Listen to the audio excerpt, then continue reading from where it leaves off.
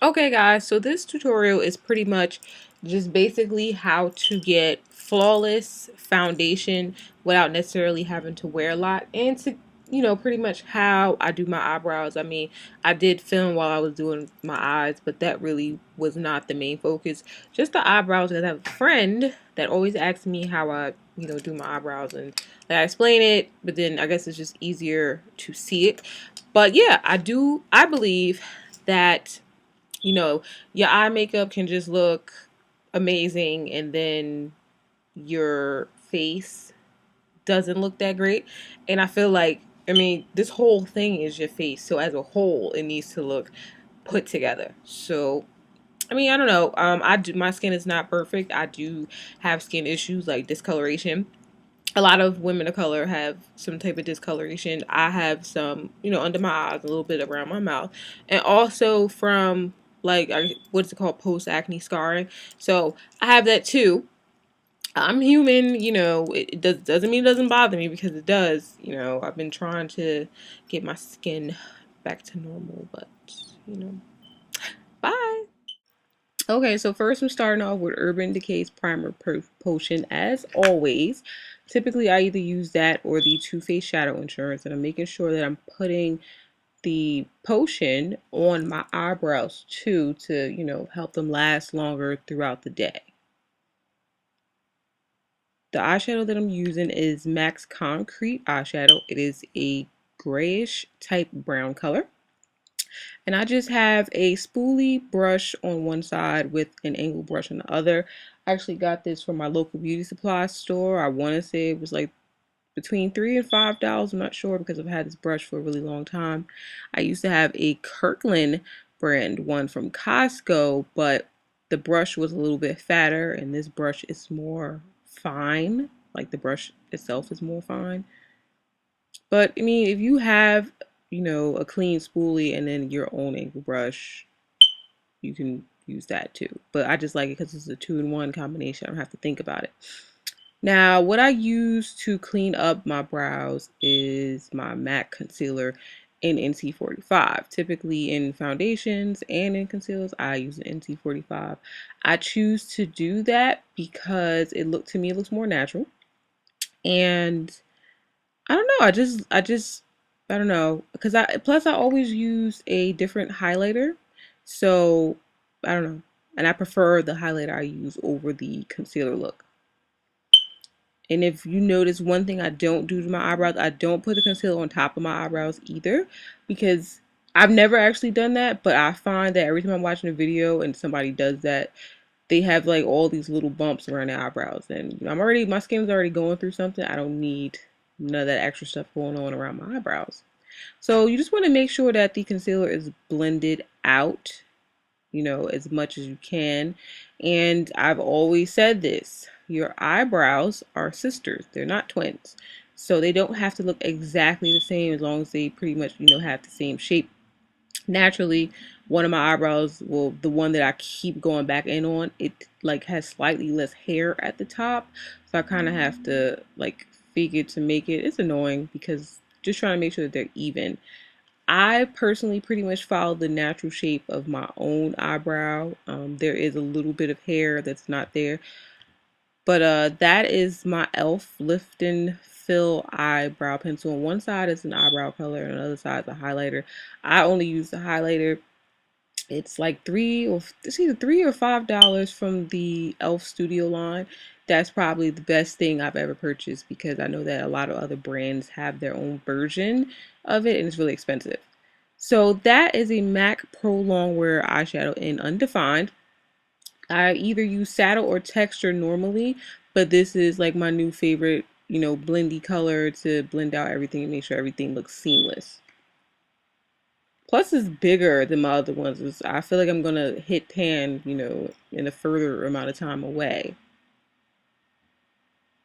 So that is my melon pigment. If you are worried about looking tired, it's good to pop a little color into the inner corner. But first, as a base, I use a Too Faced Shadow Insurance called By Candlelight. By Candlelight is like a highlighter type of thing, and you can actually use that on its own, but I wanted to give an extra pop with the MAC Melon Pigment. You can use pink bronze, use anything that's, you know, best for your skin tone, but I just swept the excess out and just gave me a little bit of color on my lid, but more concentrated, you know, towards the corners of my eyes, which is always great to get. Like, I have small eyes, I think, so I use that as, you know, a widening technique. To give myself a little bit of depth, I'm taking MAC's Embark eyeshadow and just popping that into my outer V and blending out as best as I can. Because my eyes can tend to look pretty flat to me, but that's just my own personal opinion.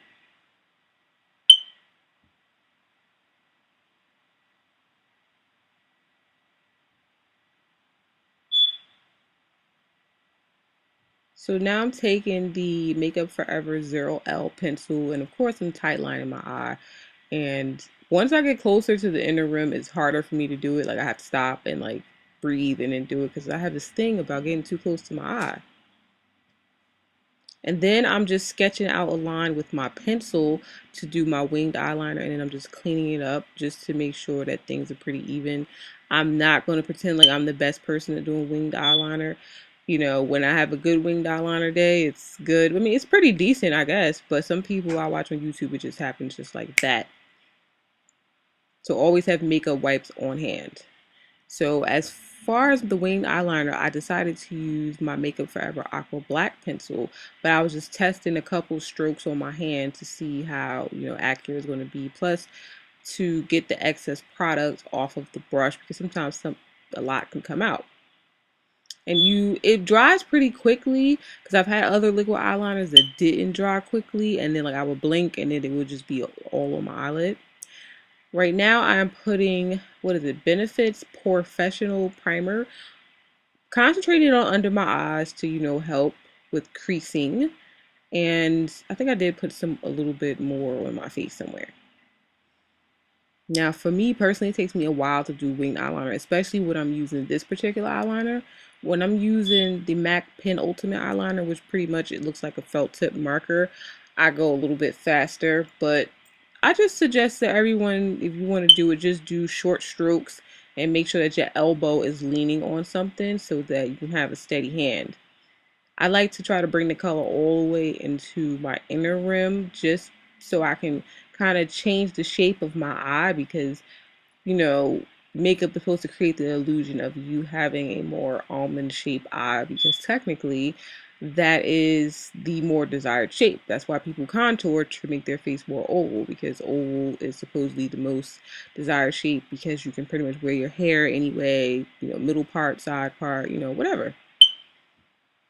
But yeah, it takes me a while to do my winged eyeliner because I always have to keep making sure that it's like as even as possible. I mean, sometimes it doesn't look as even, but you know, the way I wear my hair covers it up. Then I'm taking Makeup Forever's 2L pencil. It's a bronzy brown, but more brown, but it's not, it's just like a weird brown that I like. If you guys had the Naked palette and you got it when they had the double-ended 24/7 eye pencil with that color whiskey on the side, it's kind of similar to that. So I am taking a corrector. You can, you know, I have two correctors, the Bobbi Brown one, which is in dark peach. Then I also have the one that comes in that Makeup Forever 4 concealer palette. What is it? The, no, sorry, 5. The 5 camouflage cream palette. I prefer the texture of the Bobbi Brown one versus the camouflage one. It's just, I don't know. I just like the texture. I don't want to say like the makeup for everyone is watery, but it's, the consistency is thinner, I think. And that could be why I don't like it. But I took the corrector to just do some spot treatment on, you know, my acne scarring, which is getting a little bit lighter, not as bad as it was before. And I took my beauty blender and sprayed it with, what is that, my Urban Decay All Nighter, because I didn't have any water on hand. I just prefer to use the All Nighter. So I feel like it's gonna make my makeup last longer. You can use corrector around your mouth because most women of color do have discoloration, you know, around their nostrils, around their mouth, whatever case may be. I decided to use the, what is it, the Bobbi Brown tinted moisturizer, but the oil free one, and my color is dark tint. I'm not going to say this keeps you matte all day, obviously, because it's a tinted moisturizer, but I do like it, and I find that it oxidizes less than most other foundations. And I mean, it is light coverage, but once I concealed the few acne scars I had, that was it. But the whole point in, like, perfecting your skin is making sure that it blends in really well, blends into your neck, blends into your hairline. Because I've seen people with like makeup on their hair. I don't know how they did that, but I mean, I know how they did it, but makeup on their hair. So I like to do my foundation before concealer because you actually would use less concealer if you do that. So I'm showing you the difference between, versus the eyes with one with concealer, one without concealer, and it just has the corrector on it, because the corrector is just correcting the darkness, obviously, but the concealer is lifting and highlighting your eye. That's why I don't understand why every time I see these highlighting contour videos, no one is doing that. They just put on this really bright concealer underneath their eye, but it's still, I can still see the dark circles. You're supposed to correct that. Then I'm taking, what is that? The MAC Studio Care Blend powder, and I'm just dusting it all over my face, and I'm removing brush hairs because the brush hair is falling out. Skin is very important. I'm showing you two different bronzers. One of them is the Queen Collection CoverGirl bronzer, and the other one's actually a really dark foundation from Inglot. I don't know what color, because it's number 69. I just like, because naturally your face is lighter in the middle and darker on the edges. So I just want to bring that back into my face so that it looks more natural. So I tend to put a lot more on my forehead because obviously my forehead is kind of big. And then I bring it along the sides, but also just making sure that you are blending it into your hairline so you don't see, white scalp and then this darkness around. But make sure you're blending it out because it can look dirty, and that's why I actually prefer to use a darker foundation color versus an actual bronzer. Plus this is like a satin finish or matte finish or whatever, and it doesn't add any extra glitter or shine to my face, because when you have oily skin, glitter kind of isn't your best friend because you're gonna look like a grease ball. So now I am taking this Bobbi Brown cream color base. I don't even know if she calls it a cream color base, but it's in Calypso Coral. If you are worried about blush, always just look at your lip color and then go, for a blush based off of that. I just prefer coral blushes. Black women and women of color in general everybody look good in coral blushes, in my opinion. Coral, orange, peach, whatever. You look good. And I just went on top of it with it. I didn't want to mention it because it's discontinued. It was, it's called Utterly Game Mineralized Blush. But I'm just moisturizing my lips because, it's winter time and your lips can get really dry. And I'm lining my lips with Hodgepodge lip liner. This is from MAC as well. I like lining my lips because it kind of helps, keep the color inside my lips. I find that certain colors, they do bleed. I know a lot of brands sell like wax pencils that you can use, but I just fix it and redo it or whatever. Then I took a Sephora lip color that's actually pretty close to my lip color. It's called R17. Sephora lipsticks are pretty good. Originally, I had took a MAC lip gloss, one of the prolonged wears, and Show Me. Realized that wasn't working for me, so then I just put on Wally Refined lip gloss. I thought it looked better because the MAC prolonged wear one really wasn't glossy. I wanted a gloss. All right, enjoy the tutorial. Thanks. Bye.